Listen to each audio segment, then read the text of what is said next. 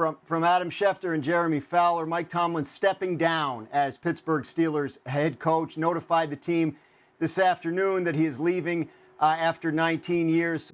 Mike Tomlin was a conflicting coach, I'll put it like that. On one hand, the man coached 19 seasons and never had a losing record. We are never going to see that again. We are never going to see a man coach his first 19 seasons in the league and not have a losing record once. Not with the current NFL with the salary cap and free agency and whatnot. The fact that the Steelers were always competitive with him as the man in charge, even when they had no business being competitive, considering some of the quarterbacks and rosters they were trotting out, is a testament to just how good Mike Tomlin was.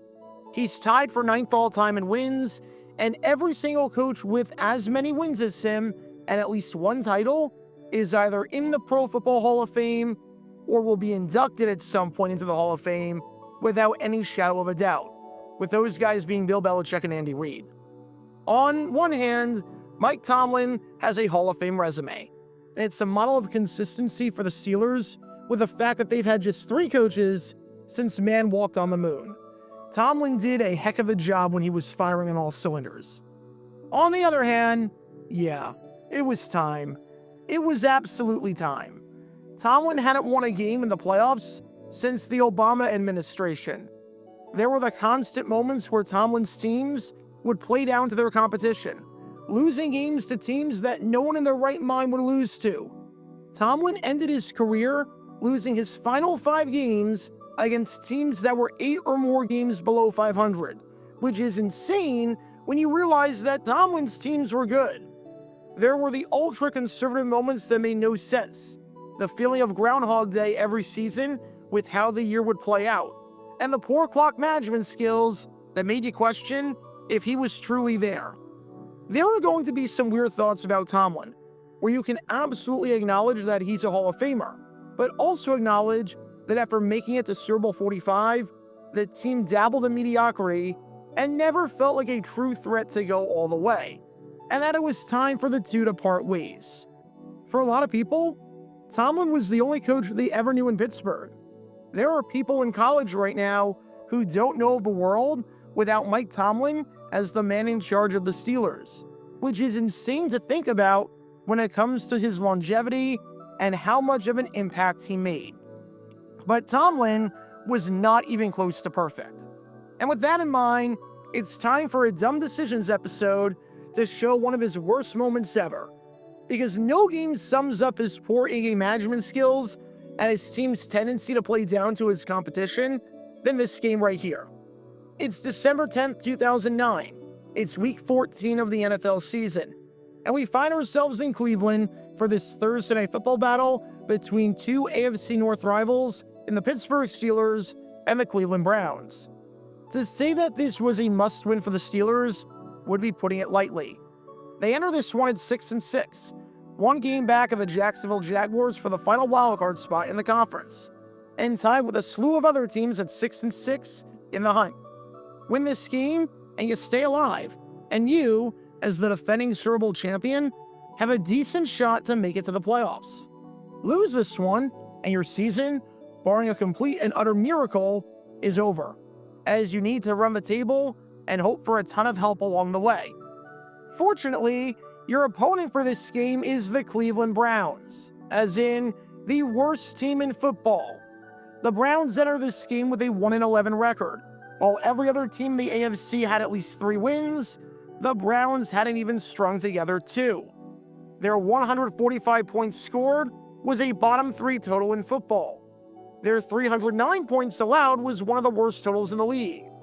Their minus 164 point differential, meaning that they were outscored by roughly 14 points per game, was the second worst total in the league. And the first time the Steelers played the Browns, it was complete and utter domination on the part of Pittsburgh, as they won 27-14 in a game where the Steelers outgained the Browns 543-197 in total yardage, with that being an almost unfathomable discrepancy in yardage between two teams. Surely there was no way, with their season on the line, that the Steelers would lose to a team with absolutely nothing to play for, right? I know the Steelers had lost 4 straight games, with a good chunk of those coming at the last second. But come on, it's the freaking Cleveland Browns with Eric Mangini at head coach, and a team that's won one game all year. Surely you can't lay an egg. 2nd and 1. Jennings turns the corner. Jennings, touchdown! Yep, that's Tomlin playing down to his competition again. Well, okay, it's not looking good, especially since you enter the game as 10-point favorites, but you're only down 7. You're down by just 1 score. You have all of your timeouts, and you're near midfield. Just get a first down here, and you're in a good spot. And sure enough, after Ben Roethlisberger completes a pass to Hines Ward to convert on 3rd down and get the Steelers in plus territory, that's exactly what happens. So let's see what the Steelers have drawn up on 1st down with a running clock at about 2.5 minutes to go. Pittsburgh uses one of their 3 timeouts with 2:40. You burned a timeout. You called the timeout right away?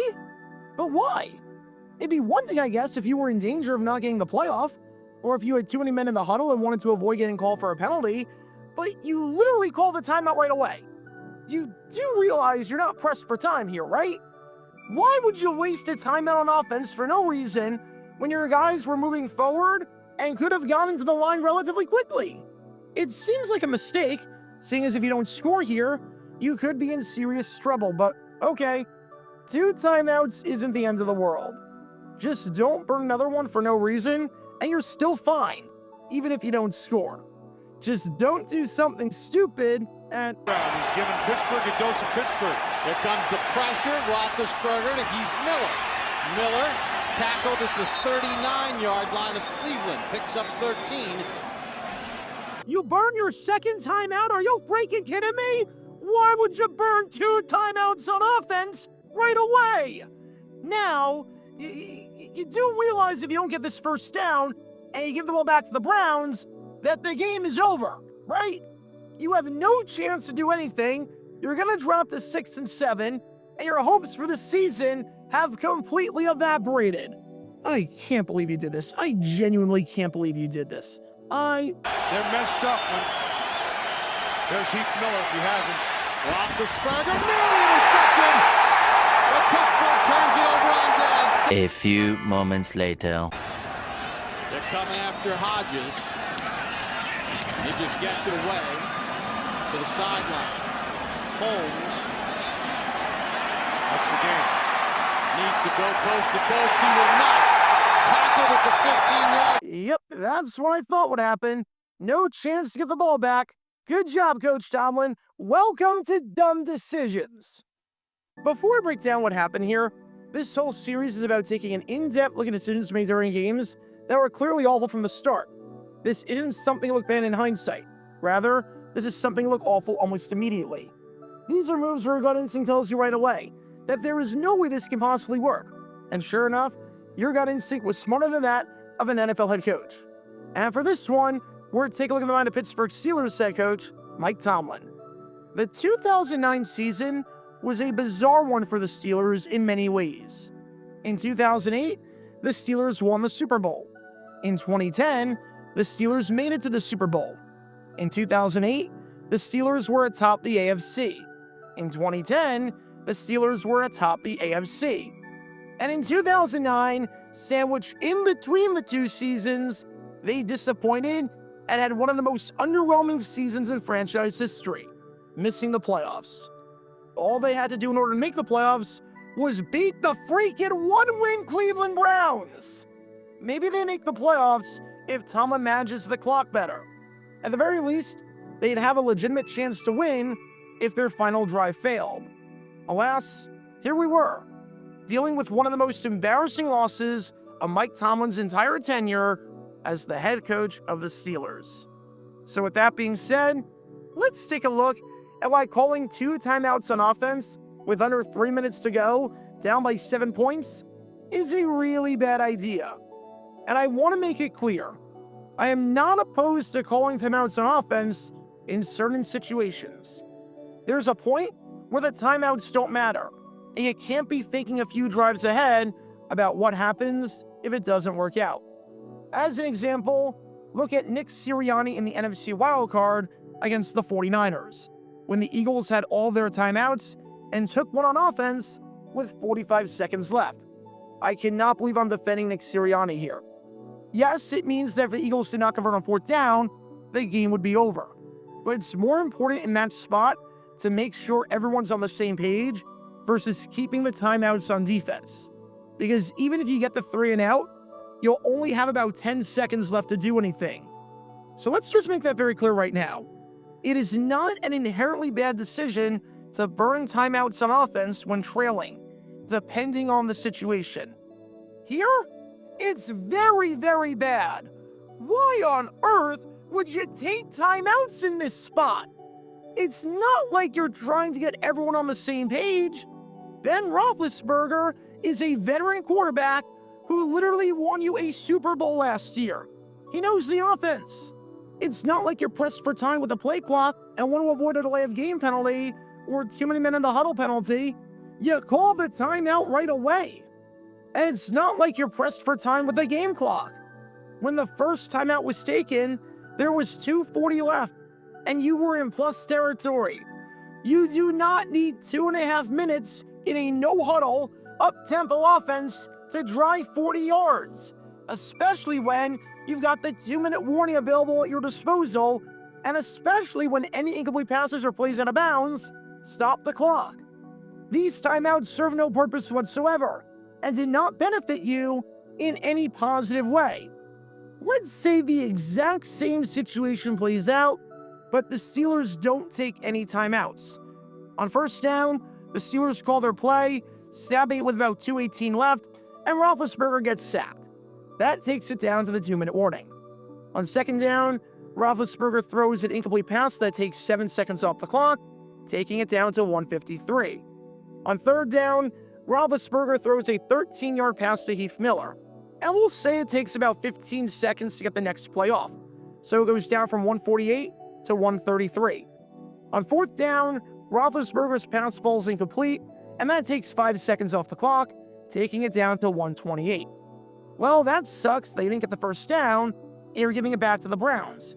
But you still have all your timeouts, and you'll be able to get it back with a 3 and out, which you ended up forcing with about 1 minute left. Heck, the Browns might even throw on 3rd down, and you'd have a timeout to work with if you got the stop. You still have a realistic chance to win the game. It's not great, but there's nothing that says you can't drive down the field in a minute. By saving the timeouts, you give yourself 2 chances to win or tie the game. By calling the timeouts, you only give yourself 1 chance to win the game. Which raises the obvious question: why would you intentionally cut the number of chances you have to win the game in half? If you're playing the lottery, and the lottery is running a promotion that says if you buy 1 lottery ticket, you get a second one for free, why would you bypass that promotion? Why would you say no thank you to the second ticket? Nothing about your situation changes in a negative way. Well, that's what Mike Tomlin did here. Again, I completely understand the situation if there was less time left, or there was no realistic chance for the Steelers to go down the field if they turned it over on downs. If you want to take a timeout because there's 45 seconds left, and if you don't get the first, the game is essentially over, barring a 3 and out and a pitchy woo-woo from 85 yards out, fine. Make sure everyone's on the same page. I'm okay with that. But not here. You save the timeouts for a reason. For 28 minutes, you save the timeouts until late, specifically because you might need them to get a possession back. And you're going to throw it all away for no reason at all? You're throwing it away to get your guys settled when, number 1, you were moving forward, so the guys were already close to the line of scrimmage and could have gone a playoff quickly. Number 2, you weren't pressed for time in the slightest bit. And number 3, you had experience with your quarterback running a no-huddle offense? Nothing about this situation called for taking timeouts. And I think that's what makes the Mike Tomlin experience so frustrating. The man was a heck of a coach, but when he screwed up, man, he screwed up. And would do things that no other coach in football would consider doing. This timeout management genuinely cost the Steelers a chance at making the playoffs in 2009. It was that bad. So what did we learn from all of this?